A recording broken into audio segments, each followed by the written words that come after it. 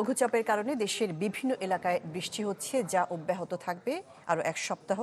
বৃষ্টি এবং উজানের ঢলে এর মধ্যে নেত্রকোনা এবং মৌলভীবাজারে তৈরি হয়েছে বন্যা পরিস্থিতি। ঝুঁকিতে হবিগঞ্জ, সিলেট এবং সুনামগঞ্জ জেলা। বৈরী আবহাওয়ার কারণে সমুদ্র বন্দরে ৩ নম্বর সতর্ক সংকেত দেখাতে বলেছে আবহাওয়া অফিস।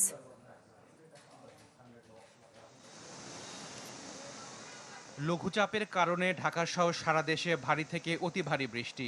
এর ফলে নিচু এলাকায় জলাবদ্ধতার কারণে তৈরি হয় ভোগান্তি। এদিকে আবহাওয়া অধিদপ্তর জানিয়েছে, যে বৃষ্টি হচ্ছে তা থাকবে আরও ৩ থেকে ৪ দিন। স্বাভাবিকের চেয়ে বেশি বৃষ্টি হবে এ মাসে। মোটামুটি সারা দেশে মাঝারি ধরনের ভারী থেকে কোনো কোনো জায়গায় অতি ভারী বর্ষণ হয়েছে। এই যে চলমান বৃষ্টি, এটা আরও কন্টিনিউ করবে আগামী ৩ থেকে ৪ দিন। তারপর যেটা হবে, গ্র্যাজুয়ালি বৃষ্টি কমে যাবে, তাপমাত্রা বাড়তে থাকবে। এদিকে উত্তর পূর্বাঞ্চলে হাওড় এলাকায় দেখা দিয়েছে বন্যা পরিস্থিতি। প্লাবিত হয়েছে নেত্রকোনা ও মৌলভীবাজারের নিচু এলাকা। হবিগঞ্জ, সিলেট, সুনামগঞ্জ জেলাও আছে বন্যার ঝুঁকিতে। বন্যা পূর্বাভাস ও সতর্কীকরণ কেন্দ্র জানিয়েছে, দেশে বৃষ্টির কারণেই বন্যার এই পরিস্থিতি তৈরি হয়েছে। ফলে ভুগাই, কংস, মনুনদ এবং সোমেশ্বরী ও মগরা নদীর পানি বিপদসীমার উপর দিয়ে প্রবাহিত হচ্ছে।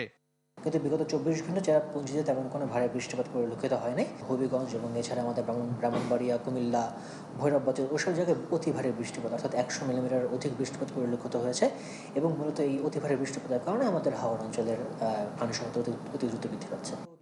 উত্তর পূর্বাঞ্চল ছাড়া দেশের অন্য কোনো অঞ্চলে আপাতত বন্যা পরিস্থিতির কোনো সম্ভাবনা নেই বলে জানিয়েছে বন্যা পূর্বাভাস কেন্দ্র।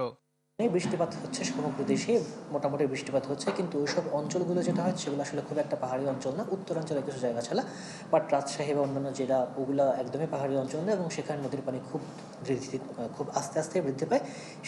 সেই সব জায়গায় এই মুহূর্তে কোনো বন্যার আশঙ্কা নেই। বৃষ্টি কমে গেলে উত্তর পূর্বাঞ্চলে কমে যাবে নদ নদীর পানি।